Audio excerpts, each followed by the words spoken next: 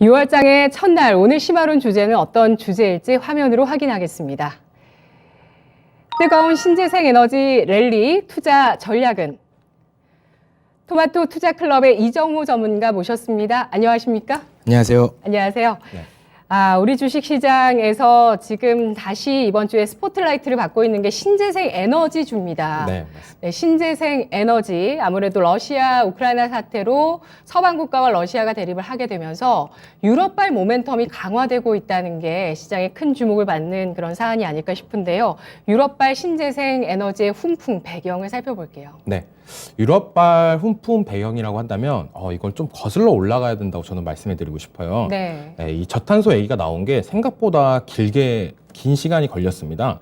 어디까지 거슬러 올라가야 된다면 유럽의 맹주인 독일이 통일되긴 전 서독 시절까지도 가야 됩니다. 1970년대 당시 최초로 정부 주도하에 환경에 대한 시급한 대처 정책안이 나왔고, 그리고 71년도에 대처 프로그램까지 계획을 했습니다. 이게 약 100여 개의 항목 및 규칙을 제정을 했고, 이에 따라 예산을 제시했다는 기록까지도 있는데, 그 뒤에 아예 정당까지도 나왔습니다. 우리가 흔히 알고 있는 녹색당이라는 정당이 1983년도에 나왔는데요. 이 네. 녹색당이 생각보다 무시 못하는 부분이 슈레더 총리, 독일의 어떻게 보면은 큰 상승세를 이끌었다고 보는 슈레더 총리가 녹색당 플러스 자민당 연합 출신입니다. 네. 그 정도로 독일은 신재생에너지 관련해 가지고 지속적인 관심이 있었다. 지금 이렇게 불기 전부터 관심이 있었다라고 보실 수 있는데요. 이 당시에 우리나라는 거의 IMF 탈출하고 이제 기지개를 펼 때라고 보고 있는데, 이 시점부터 유럽은 신재생에너지 관련해 가지고 법을 발효시켰다라고 볼 수 있습니다. 그 다음에 이제 독일의 이제 요즘에 확고한 맹주 역할을 했던 메르켈 시절부터 지속적으로 친환경 재생에너지 정책을 추진했고, 그 결과로 2019년 12월 11일 EU가 유럽 그린딜을 입법으로 발표하기까지 이릅니다. 이미지를 한번 보시면 온실가스 에너지, 산업, 건물, 교통, 식품, 그리고 생태계, 오염 이렇게 있는데, 요즘에 추가된 거는 여기서 원전까지라고 보실 수가 있다고 볼 수 있습니다.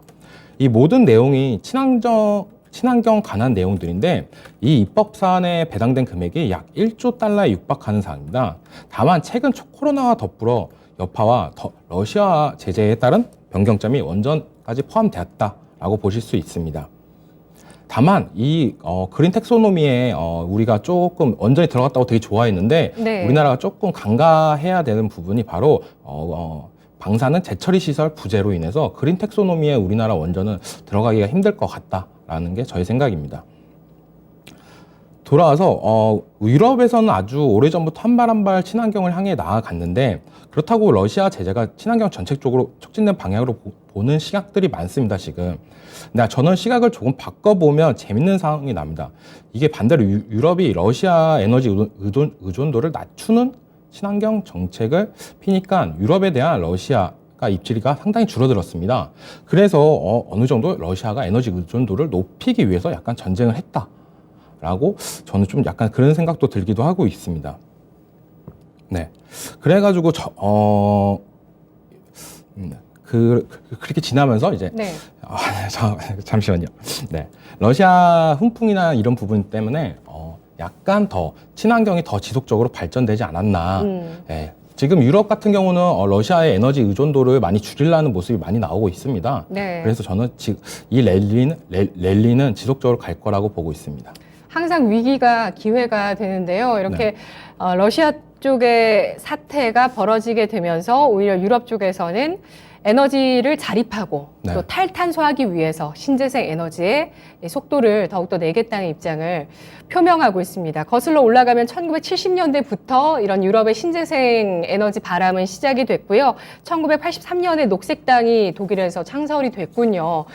그러면서 이후에 유럽 쪽의 이 친환경 신재생 에너지 확대의 방향은 계속되어 왔는데, 지금 이제 가속화되는 국면에 네, 맞습니다. 접어들 수 있다는 점에 대해서 주목이 되고 있습니다. 최근 나온 정책으로는 유럽 쪽에서 신축 건물에 태양광 패널을 의무 설치하는 방안에 대해서 네, 검토를 맞습니다. 하고 있고, 40%에서 45%까지 올리면서 그런 예. 정책이 나왔고, 일본 같은 경우는 지속적으로 먼저 도쿄에 제정을 했습니다, 법을. 네, 일본은 이미 법안이 네. 이 법안이 네, 있고요. 교토에는 네. 먼저 제정을 해가지고 하고 있는데 유럽이 그 다음에 한 거죠. 네. 그렇습니다. 일본이 또 생각보다 굉장히 친환경 정책을 구체화했더라고요. 네, ESS나 이런 것들도 이미 뭐 가정용이나 네. 이런 것들이 잘 설치가 되어 나가고 있는 국가이기도 합니다. 왜냐하면 일본 네. 같은 경우는 약간 원전 쪽이나 이런 부분에서 좀 그렇죠. 네, 안 좋은 경험이 있어가지고 그래서 또 역으로 대안이 나오는 것 같아요. 네, 맞습니다. 그렇습니다. 근데도 네. 요즘에 또 웃긴 게 일본에서 자민당인가 거기서 원전을 다시 더 복구를 해야 된다. 약간 예. 그런 뉴스도 나오는 거 보면 이게 신재생 에너지 랠리는 꾸준하게 가겠지만 거기서 플러스 원전까지도 간다는 게 저희 생각입니다. 그렇습니다. 원전 같은 경우는 아무래도 태양광, 풍력, 이런 것들이, 그리고 수소까지 이런 것들이 좀 중장기적인 방향이다 보니까 당장 좀 시행할 수 있는 대체제로 SMR 원전이 주목되고 있는 거죠. 미국에서는 IPEF에서 탈탄소를 강조했습니다. 이건 또 미국의 생각이 또 분명히 들어있는 내용이기도 하고요. 그리고 미국에서 신재생 에너지가 어떻게 이루어져 나가고 있는지 현황도 좀 살펴볼게요. 네. 미국 신재생 에너지 사항은요, 바이든 대통령 취임하면서부터 네. 친환경을 강조하기 시작했습니다. 바이든 정책 중에 하나가 바로 친환경이라고도 볼 수 있는데요. 예. 우리나라로 따지면 원전이었고, 바이든 대통령님은 바로 그 친환경을 강조했습니다. 사실 에너지 자원은 미국이 엄청난 국가입니다. 네, 셰일 오일, 그리고 가스 비롯해서 알래스카에는 천연가스 및 기름도 나오고 있고요. 서부 텍사스 지역에도 기름이 엄청나게 뽑아 나오고 있습니다. 그런데 러시아와 마찬가지로 미국도 친환경 전환이 국익의 손해가 아니냐라고 할 수도 있는데 미국은 유럽이 러시아 사이부터 의존도를 줄이는 걸 더 이익이라고 더 판단하는 것으로 보이고 있습니다. 최근 상황만 보더라도 친환경이 주목받는다고 기존 에너지 기업이나 원유 수출에 오히려 미국이 환호를 부르고 있다는 모습이 나오고 있죠. 미국 같은 경우에 조금 이렇게 쉽게 설명하면 친환경을 지속적으로 하는데 그래도 이득을 보고 있다라고 보실 수 있습니다. 쉽게 설명하시면. 또한 결국 러시아로부터 인해 에너지 축소를 일정 부분을 미국에도 그만큼 에너지 수출 비중이 늘어나는 부분이 더 큰 부분이라고 볼 수 있다는 말입니다. 네, 그렇게 하면서 미국 상황에서는 작년에는 6월에 1.2조 달러 규모의 인프라 법안이 통과되면서 네. 재생에너지 산업 지원이 지속적으로 나타나는 모습이 나왔고 세제 혜택을 지속적으로 추진하는 모습이 나오고 있습니다. 해상 풍력 투자 관련해 가지고 30% 세액 공제까지 혜택을 주면서 각 주의 에너지 공급 및 의무화 제도 및 개선을 개정하고 있는 모습이 나오고 얼마 전에도 되게 큰 뉴스가 나왔잖아요. 미국 쪽 서부 쪽에 풍력 발전소를 짓겠다 이런 부분으로 인해서 미국에서는 지속적으로 풍력이 더 많이 뜨고 있다라고 저는 보고 있고 왜냐하면 미국 같은 경우는 해상 풍력이나 이런 부분을 탈기가 더 좋은 나라라고 저는 생각이 들고 있어요. 그래가지고 미국 풍력 발전 신규 설치량은 19년도보다 85.1% 증가했던 모습이 나왔고 이게 거의 사상 최대 규모로 나오고 있습니다. 네. 그리고 20년 기준 누적 풍력 발전 설치량은 12만 2,468메가와트로 41개 주에서 6만여 개의 풍력 터빈을 가동 중으로 보이고 있습니다. 네, 그리고 아까 말했다시피 미국 동부와 북동부 해안에 해상 풍력 발전 프로젝트를 가동하고 있는 모습이 나왔고 이걸 30년까지 해상 풍력 발전 용량을 30기가와트 추가까지도 발표한다는 내용이 있었습니다. 예, 그리고 태양광 같은 경우는 20년 기준 증설 규모가 19년도 대비 2배가 넘는 11,158메가와트를 기록했던 모습이 나왔고 태양광 발전 용량만으로도 네. 1,100만 가구의 전력을 공급할 수 있는 양이라고 볼 수도 있습니다. 어마어마하죠. 예. 그래서 미국 같은 경우는 땅이 넓으니까 뭐. 네. 예. 그러니까 이렇게 생각하시면 됩니다. 거의 예. 자기가 갖고 있는 석유나 천연가스나 이런 거는 지키면서 신재생 에너지 네, 쪽으로 비중을 확대하면서 세계적인 트렌드를 맞춰 나가고 있다라고 보실 수 있는데요. 예, 신재생 에너지를 확대해도 기존의 전통 에너지의 수요가 완전히 줄어드는 건 아니잖아요, 당장에. 네, 맞습니다. 그렇다 보니까 두 가지 득을 다 보겠다는 네. 관점인 네. 것 같고 네. 보고 어떻게 있는 보면 것 같아요. 시장의 트렌드를 제일 네. 자기 나라가 만들어 나가고 있다라고 저는 생각이 들고 있어요. LNG도 유럽에 수출을 하고. 네, 맞습니다. 예. 이거 어떻게 보면 셰일가스도 하고. 이 전쟁에서 가장 장기화되면서 가장 큰 수혜는 미국이 아닐까라는 게 저의 또 생각이고요. 그럼 경제 지표도 많이 기대하시겠네요. 수출 지표. 네, 많이 기대하고 있고요. 미국 쪽에? 미국 같은 예. 경우는. 근데 솔직히 말해서 미국은 경제 지표나 이런 부분보다는 지금 인플레이션 우려, 소비자 그게 제일 CPI가 제일 중요하다고 보고 있습니다. 예. 네. 네. 또 뭐 기존의 기업들이 관련한 투자도 계속 미국 쪽에서 확대를 하고 있다고요? 네, 계속 지속적으로 하고 있고 네. 재생에너지 기업 및 기존 에너지 기업들도 탄소 저감 기술에 지속적으로 투자를 하고 있다라고 보실 수 있습니다. 미국 양대 오일 회사인 쉐브론 및 엑슨모빌마저도 이 대열에 참가를 했다라고 보실 수 있는데 석유 회사에서 친환경 에너지 쪽으로 적극적으로 정책적으로 가고 있다라고 생각을 해주시면 되겠습니다. 네. 그리고 미국의 신재생 에너지 발전 비율이 어느 정도일까요? 지금 거의 21%? 네, 맞습니다. 예. 예. 그 정도인데 지속적으로 더 늘어나는 추세고요. 지금 계속. 예. 그렇습니다. 우리나라 같은 경우도 지난해 신재생 에너지 발전 비중이 사상 최고를 기록하면서 전체 가운데 7% 이상이 나왔다고 해요. 네, 그래서 맞아요. 국내 같은 경우도 좀 본격화되는 거 아니냐 이런 기대도 커졌어요. 네. 근데 솔직히 말해서 우리나라는 본격화되기가 생각보다 어렵다. 지형적인 지형 리스크가 때문에요? 너무 많이 크다라고 볼 수 있는데요. 예. 예. 왜냐면은 우리나라 같은 경우에는 그 지리적인 요건이 너무 안 좋습니다. 해상 풍력을 하고 싶어도 동해 같은 경우에는 수심이 갑자기 급혀지는 모습이 있고 서해 같은 경우는 수심이 너무 낮다라는 부분도 있고 그리고 태양광 같은 거를 설치하기 위해서도 상간 지역이 너무 많기 때문에 그런 부분이 너무 많이 힘들다라고 생각해 주시면 되겠습니다. 네. 그러면서 예, 지금 그림이 나가고 있네요. 네, 그림 나가고 있고 지속적으로 그래도 신재생 에너지 관련해 가지고는 점점 늘어나는 추세밖에 될 수밖에 없다고 보는데요. 예. 그 이유는 바로 ESG도 어느 정도 관련이 있다고 보고 있습니다. 기업들에서 이마트 같은 경우에는 옥상에다가 이제 태양광 설치를 한다. 이마트 그런 얘기도 나오고 있고 우리나라도 지속적으로 신재생 에너지 관련해 가지고 포인트 늘어날 수밖에 없다라고 보고 있습니다. 네, 알겠습니다. 지금 보시면 지난해 기준으로 신재생 에너지의 발전 비중은 7.5%가 나왔습니다. 이게 역대 최대라고 하고요. 하지만 본격화되기에는 지리적인 약점이 있다는 점이 다소 아쉽습니다. 그래도 우리 기술력이 또 잘 받쳐준다면 네. 또 이런 글로벌적인 바람을 타고 수출이 더 또 확대될 수 있는 그런 또 상황이 될 수 있으니까요. 한미 태양광 기술 동맹도 그런 의미에서 좀 주목을 받고 있는 상황인데요.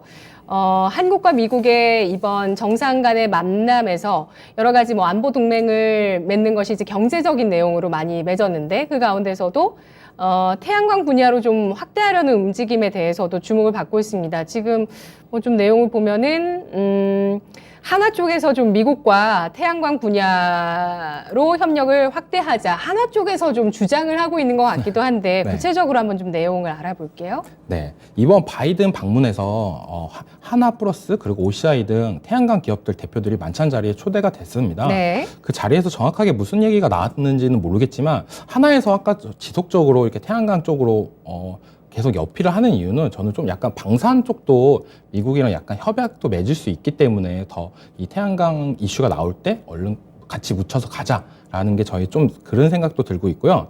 네, 사실 태양광 웨이퍼 및 잉크 핵심 소재 공급은 90% 이상을 차지하고 있습니다. 중국 소재 없이는 태양광 전지 및 모듈이 생산이 어렵다는 게 저희 생각인데 이게 어떻게 보면 정치적 이슈도 있다고 보고 있어요. 중국과 미국과 이슈 때문에 그런 이슈 때문에 저는 약간 바이든이 우리나라 쪽으로 약간 더 신경을 더 써주지 않을까라는 게 저희 생각입니다. 아직은 뭐 구체적으로 태양광에 대해서 동맹을 맺자 이런 내용은 없는 상황이고요. 근데 네, 워낙 맞습니다. 태양광 시장 분야에서 중국이 장악하는 그 규모가 크기 때문에 네. 여기에서도 뭐가 나오지 않을까 하는 그런 기대감인 네. 거거든요. 그리고 바이든이 제일 정책으로 나왔던 게 친환경이니까 네. 하나 같은 입장에서는 이 바이든 대통령이랑 친해지기 위해서는 자기가 말했던 정책 쪽으로 더 비중을 싫게 얘기하는 게 더 좋다라고 생각이 들고 있습니다. 왜냐하면 또 하나는 또 이 태양광 쪽도 어느 정도 있지만 방산 쪽도 좀 탄탄하잖아요. 그래서 약간 저 생각에는 약간 내피셜로는 묻어가려는 의미도 있다라고 좀 네. 생각이 들고 있습니다. 중국과 한국의 태양광 산업에서의 경쟁력을 비교를 하자면 네, 중국이 우위인 건 사실이죠. 네 사실입니다. 예.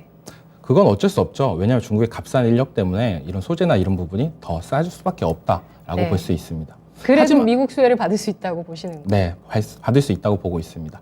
왜냐하면 미국 같은 경우는 중국이랑 이렇게 어느 정도 갑자기 사이가 틀어지면 관세나 이런 부분이 늘어날 수 있는 부분도 있기 때문에 그 여파로 인해서 우리나라 기업들이 수혜를 보지 않을까라는 게 저의 생각입니다. 네.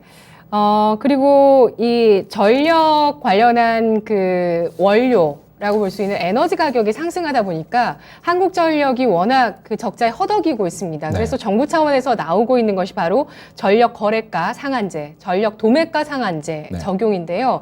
이걸 적용하겠다고 정부 차원에서 발표를 했는데 이렇게 됐을 때 신재생 에너지 시장에 미치는 영향이 있을까요? 전 영향이 있다고 보고 있어요. 이걸 상한제를 해가지고 7월 달부터는 어느 정도 실행을 한다고 하는데 네. 이게 무슨 말이냐면 전력을 생산한 거를 한전이 구입을 합니다. 그리고 한전은 그거를 소비자한테 파는 입장인데 사오는 단가보다 파는 단가가 너무 싸기 때문에 이런 한전의 적자가 지속적으로 나오고 있다라고 보실 수 있는데요. 그런 문제가 지속된다면은 한전에서는 물론 큰 피해를 입겠죠. 근데 그 피해를 자기네가 입기 싫어서 밑에 회사한테 전이를 한다. 이렇게 된다면 시장은 저는 좀 축소가 될 수도 있다라고 보고 있고, 그렇게 된다면 신재생 에너지나 이런 부분은 점차 늘어나지 못할 거다라고 보고 있고, 이거는 단기적으로 이렇게 언론 때문에 약간 언론 플레이 쪽으로 하기 위해서 하는 거다라고 볼 수 있습니다. 이렇게까지도 했는데도 한전 적자가 안 된다 한다면 네. 솔직히 말해서 인상하는 게 제일 좋지 않을까라는 게 저의 생각입니다. 왜냐하면 지금 정치적 그런 부분도 있겠지만 물가를 올린다고 할 때 지지율이나 이런 부분이 많이 떨어졌던 모습도 나오잖아요. 하지만 지금은 지방선거도 이제 끝난 기간이고 하니까 네. 저 생각에는 이번에 이렇게까지 이슈를 하고 한전에서 그 다음에 이제 어쩔 수 없이 전기세를 올리지 않을까라는 게 저의 생각입니다.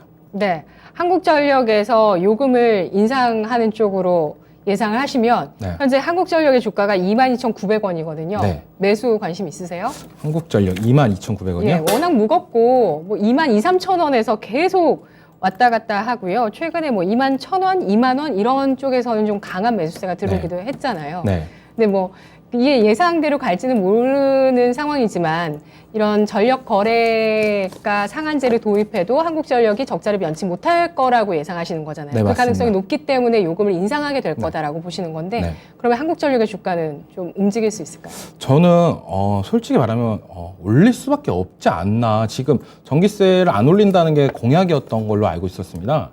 근데 솔직히 말해서 한전이 누구의 공약이요?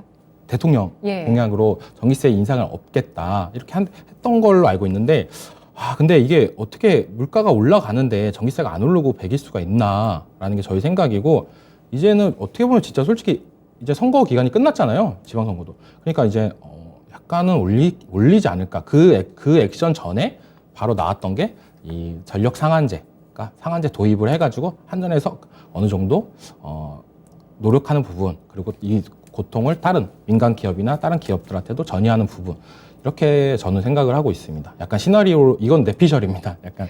신재생 에너지가 그러면 반사 이익을 볼 수 있는 거잖아요. 네, 그렇죠. 이게 적용을 한다고 해도 어떻게 보면은 이익이 나야 투자를 하고 그 다음에 그 전력을 한전에서 가져간다고 볼 수가 있는데, 만약에 이 상한제 도입 때문에 꺼려진다, 이거 너무 불평등하다 한다고 한다면 누가 투자하려고 할까요? 저는 가요. 네, 그래가지고 이건 약간 형식상의 이슈다라고 저는 보고 있고, 전기값 인상은 갈 수밖에 없을 것 같다는 게 저의 생각입니다. 네. 초막풍님께서 태양광 투자에 비해서 한국 지형상 가성비가 안 맞는다는 말씀이신 건가요? 라고 질문 주셨고요. 네. 그리고 또 추가적인 의견으로 우리 한국의 소하천의 아까운 물이 그냥 흘러가서 바다로 빠지는데 조력발전 같은 물을 이용한 소형 수력발전 기술도 시급합니다. 라고 의견 주셨어요. 근데 그런 쪽 부분은 생각보다 저는 수력이나 이런 부분은 좀 조사를 많이 안 했는데요. 우리나라에서 그렇게 큰 비중을 차지하지 못하고 있다고 보고 있어요. 소형 수력이나 이런 부분이. 그래가지고 태양광은 태양광 같은 예. 경우는 우리나라 가성비가 안 맞는다는 말씀이세요? 네, 가성비가 안 맞습니다. 겨울이나 이럴 때 오면 눈이 내리잖아요. 그래도 우리나라 비 올 때 장마철도 있고 약간 이런 부분 때문에 좀 많이 안 좋다, 효율이 많이 안 좋다라고 알고 있습니다. 네. 자, 그러면 이어서 그리고 태양광이 추가적으로 관리하기가 되게 힘듭니다. 새똥이나 이런 부분이 막 계속 떨어지면은 네. 그쪽으로 떨어지면은 해외에서는 어떻게 관리하는 거예요, 근데? 관리하는 직원이나 로봇이 이렇게 다 관리합니다. 그런 부분 이게 그러니까 규모의 경제로 엄청 크게 해야 이제 어느 정도 되지 조금씩 했을 때는 어느 정도 안 나온다라고 보시면 됩니다. 여러모로 우리는 뭐 그나마 풍력 정도? 네, 풍력도 가성비가 안 맞는다고 보세요? 풍력은 솔직히 네. 말해서 육상에 설치하기가 생각보다 소음 문제가 되게 큽니다. 그런 문제가 많이 커서 그리고 설치하는 공간이나 이런 제약적인 부분 때문에 그래서 해상 풍력으로 많이 가는 모습이 있는데요, 전 세계적으로. 근데 우리나라는 아직까지 우리나라 지역상 해상 풍력으로 가기가 힘들다라고 보시면 됩니다. 원전 재개가 그나마 네, 맞습니다. 대안이 될수 그래서 있다고 보시는 저는 단기적으로는 원래 지속적으로 얘기했던 거는 신재생 에너지 관련해 가지고는 뭐 풍력, 태양광 단기적으로 보는 게 낫고 원전을 장기적으로 보는 게 낫다라고 말씀을 드렸는데 요즘에 이렇게 계속적으로 이슈가 나오고 이 랠리가 저는 요즘에 바뀌었어요. 이번 주부터는 약간 이게 단기적인 추세가 아니라 이제 중장기적인 추세도 갈 수가 있다라고 생각이 들고 있습니다. 요즘. 네, 바이든 대통령 취임 이후에 아무래도 대시세를 내고 나서 좀 쉬어온 이후 네. 다시 또 시작하는 그런 또 기류가 포착이 된다는 말씀이신데요. 네. 러시아 제재로 인해서 중국산 태양광 패널 수요의 급증이 전망되고 있다고 합니다. 네. 국내 기업들에는 어떤 환경이 펼쳐지는 걸까요? 저는 동반 성장 가능할 거라고 저는 보고 있어요. 이 태양광 시장이 너무 커지고 있다. 아까도 얘기했다시피 유럽에서는 이제는 신축 건물에서는 지붕에 태양광 패널을 설치를 해야 됩니다. 그런 부분 때문에 이제 점차 수요는 증가될 거라고 저는 보고 있고 이게 일본이 했고 유럽이 했습니다. 이제 어떻게 보면은 우리나라까지도 올 수도 있지 않을까라는 게 저의 생각입니다. 요즘에 신축 아파트 같은 거 보시면은 아파트 옥상에는 이렇게 태양광 패널이나 이런 거 설치하는 데도 되게 많습니다.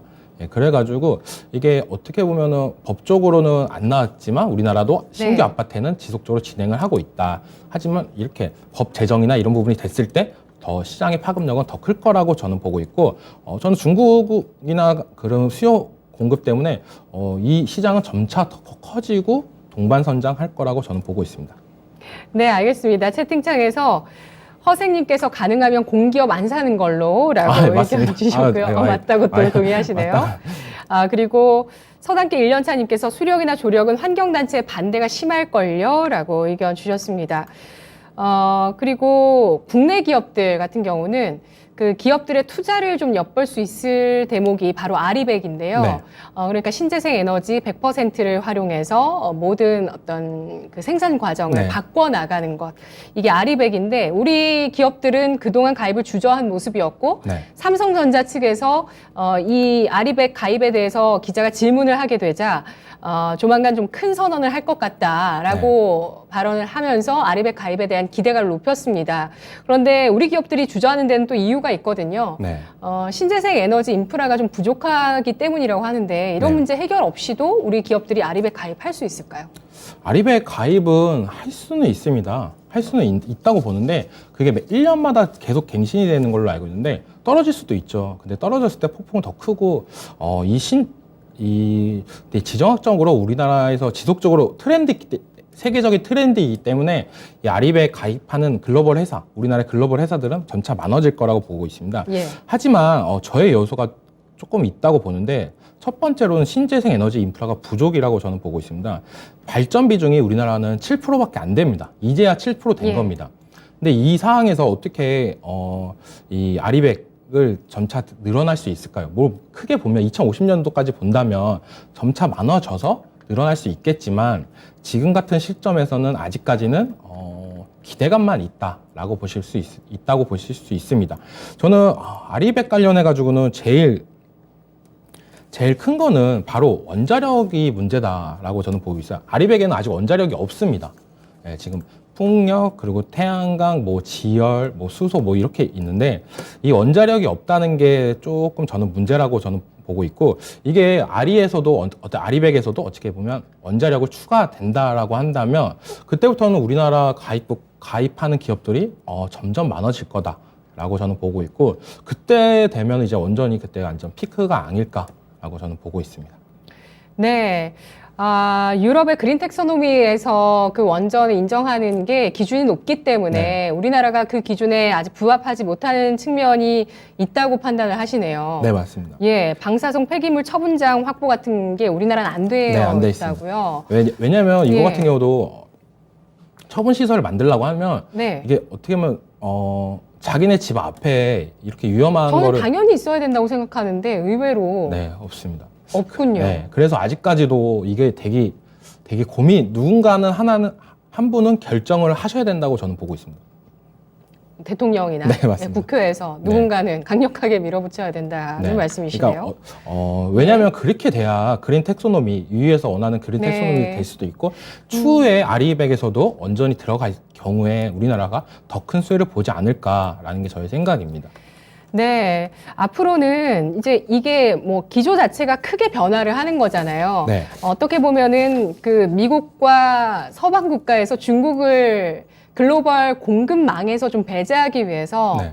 친환경 바람을 더 가속화할 수 있다고 이야기를 하더라고요. 네, 네. 그러니까 아무래도 중국 쪽에서는 환경 오염을 네. 많이 시키면서 생산을 하다 보니까 네. 이런 환경 기준 자체를 늘리게 되면 중국 기업들은 좀 비용 부담을 받게 되고 네. 조금 배제된 측면이 있는가 하면 보다 친환경을 빠르게 완성하는 기업들은 또 성장할 수 있는 네. 그런 발판을 또 마련할 수 있고 비용 부담을 줄일 수 있는 물론 투자할 땐 비용이 들겠지만 네. 세금적인 차원에서 네. 비용 부담을 줄일 수 있는 길이기 때문에 앞으로 이 방향으로 갈 수밖에 없는 부분이 있고요. 그래서 우리가 좀 해결해야 될 문제들도 있는 것 같습니다. 네. 마지막으로 신재생 에너지 관련주 가운데서 탑픽을 꼽아보도록 할게요. 어떤 종목을 탑픽으로 주실지 섹터별로 주실 건가요? 아니면 종목 하나로 그냥 정리를 하실 건가요?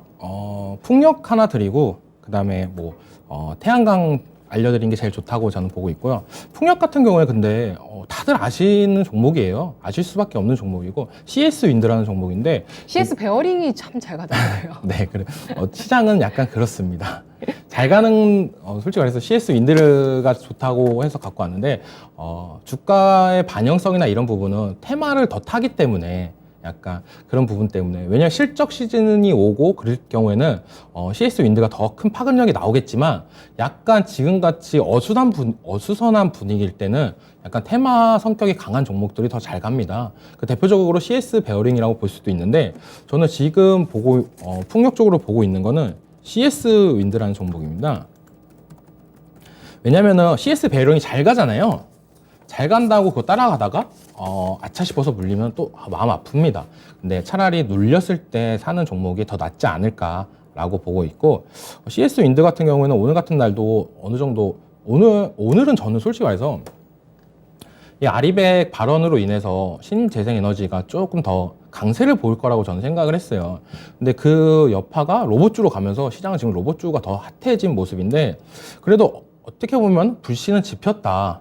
예, 조만간 그 삼성 한 부회장님도 이제 조만간 이슈를 나온다고 했는데 그 이슈 때까지 기다리면 됩니다. 눌리면 좋다. 어차피 시간은 가는 거고 그 전까지도 이슈가 삼성에서 나오는 이슈면 물론 대박이 치겠다라고 보실 수 있습니다. 그런 의미로 저는 CS 윈드가 괜찮다라고 보고 있고 지금 오늘 같은 자리에 눌려주고 있는데 55,000원 정도면은 저는 괜찮다고 보고 있습니다. 5일선 부근이고 그리고 아직까지는 중요 위편선이 저항을 막고 있는 부분인데 조금 더 안전한 거 좋아하시는 분들은 차라리 6만 원 안착하는 거 보고 사시는 것도 더 낫다고 보고 있습니다. 괜히 떨어지는 거 잘 못 사시는 분들이 되게 많아요. 차라리 그러신 분들은 차라리 6만 원 어느 정도 안착했을 때 그때 들어가셔도 충분히 수익권은 날 수가 있다라고 네. 볼 수 있습니다. 목표가는 얼마 보시겠어요? 지금 만약에 떨어지는 걸 잡고 사시는 분들이라 모아가는 분들이 스타일이라면 65,000원 정도가 1차 목표가라고 보시면 되고 2차는 8만 원 정도까지도 보실 수 있다고 보고 6만 원 안착하시는 거 보고 사시는 분들은 한 7만 원 정도에는 비중 덜고 8만 원까지 보시는 게 괜찮다라고 생각이 들고 있습니다. 네. 그리고 태양광에서는 갖고 온 종목은 OCI라는 종목입니다. 네, OCI라는 종목인데 이 종목 같은 경우도 누구나 다 알다시피 국내 유일의 폴리실리콘 생산 업체입니다. 이 업체 같은 경우도 오늘 딱 눌려주는 모습이 나오고 있는데 전 되게 좋다고 보고 있습니다. 이슈가 있는데 이렇게 눌린다. 그럼 재료 소멸이라고 생각하시는 분들도 있겠지만 저는 어떻게 보면은 이게 기회라고 생각이 들고 있습니다. 그래서 OCI 같은 경우는 조금 더 눌렸을 때 12만 5천 원. 12만 5천 원 부분이 저는 더 매력적인 가격이라고 보고 있고, 이거 같은 경우에 좀 목표가를 크게 잡아도 괜찮은 종목이고, 1차 목표가 같은 경우에는 14만 5천 원 정도 보고, 2차 목표가는 한 16만 원 정도 보시는 게 괜찮지 않을까라는 게 저희 생각입니다. 네, 알겠습니다. 네, 둘 중에 그래도 뭐 하나 고르라고 한다면 네. 그게 제일 궁금하시잖아요. 그렇죠. 네, 고르라고 한다면 솔직히 OCI가 저는 더 좋지 않을까라는 생각입니다. 왜냐면 풍력이나 이런 부분은 대규모 투자로밖에 안 나옵니다. 네, 뉴스가. 근데 태양광은 아까도 얘기했다시피 유럽에서 이제는 신축 건물에 어느 정도 태양광 패널을 설치하겠다. 약간 이런 이슈도 나오는 거 보면은 태양광 같은 경우에는 잔잔한 호재거리가 계속적으로 나올 가능성이 더 많다라고 저는 보고 있기 때문에 풍력보다는 태양광이 좀 더 재료적인 관점에서는 더 좋다라고 네. 생각이 들고 있습니다. 원전은 어떤 점을 보실지 간략하게만, 지금 이제 끝날 시간이긴 한데, 끝날 끝날 때 되니까 이제 좀 입이 풀리는데. 네. 긴장 좀 풀리시죠? 네. 원전 같은 경우에는 무조건 좋다고 보고 있습니다. 저는 솔직히 말해서. 원전 같은 지금 포트에 원전이 없다라고 하시는 분들은 조금 뭔가 주식 투자를 잘못하고 있다라는 생각까지도 들고 있을 정도로, 원전은 그만큼 저는 지금 시장에서는 꼭 들고 가야 되는 종목이다라고 생각이 들고, 한신기계 같은 경우도 제가 10,000원대부터는 지속적으로 얘기를 해드렸어요. 왜냐하면 워낙 좋은 종목이니까 시장에서 CS 베어링처럼 약간 트렌드가 된 종목이라고 보실 수 있습니다. 네. 폭력 오른다 하면 CS 베어링이 제일 먼저 빨리 오르는 것처럼, 시장에서는 원전 관련 이슈가 나왔을 때 한신기계가 가장 먼저 움직였던 부분, 이런 부분이 약간 시장의 상징성이라고 저는 보고 있는데, 오늘 같은 경우도 약간 원전 투자 관련 이슈가 나왔다가 갭상승 뜨고 약간 주저앉는 모습이 나왔는데, 네. 그냥 뭐 주저앉았다, 음봉이다 이렇게 생각하시면은 좀 안 좋게 볼 수도 있는데, 오늘 같은 장에 21선을 지켜주고 있다라고 생각을 한다면 되게 긍정적으로 차트를 바라볼 수가 있다라고 저는 보고 있습니다. 그런 의미로 원전 같은 경우는 한신기계를 제일 저는 탑픽으로 보고 있습니다. 네, 알겠습니다. 신재생 에너지주에 대한 총정리 이정우 전문가와 함께 해봤습니다. 고맙습니다. 네, 감사합니다. 네. 신재생 에너지주 삼성전자의 대형 발표, 아리백 관련한 발표가 나오기 전까지 모멘텀이 살아있다라고 판단을 하고 있고요. 중장기적으로도 역시 많은 전문가들도 주목하고 있는 섹터이기도 합니다. 이정우 전문가의 시각도 함께 해봤고요. 자, 지금까지 투자 판단에 도움드릴 수 있는 여러 내용들 확인해봤습니다. 다만 주가의 상승과 하락을 보장하지 않는다는 점 유의하세요. 오늘 위험자산 회피 심리가 환율 시장에서 나오죠. 원달러 환율 16원까지 급등하면서 오늘 원화 약세입니다. 오늘 장 마무리 잘 하시길 바랍니다. 주식 심화론이었습니다. 고맙습니다.